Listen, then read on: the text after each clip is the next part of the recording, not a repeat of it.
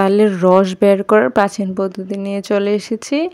এখানে আমি দুটো তাল ভালো করে ধুয়ে এরকমভাবে খোসাগুলো ছাড়িয়ে নিচ্ছি। তারপর বিচিগুলো আমি আলাদা করে দিব।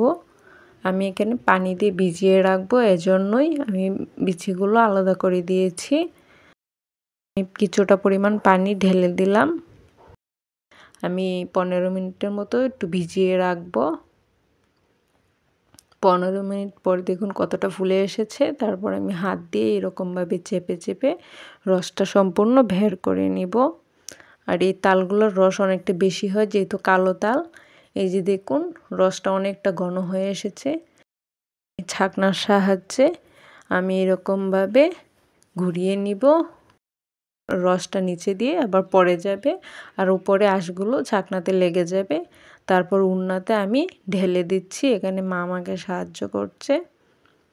ঢেলে দেওয়ার পর এরকমভাবে বেঁধে আমি ঝুলিয়ে নিব। তাহলে কি হবে, জলটা পড়ে যাবে আর উপরে রসটা থেকে যাবে।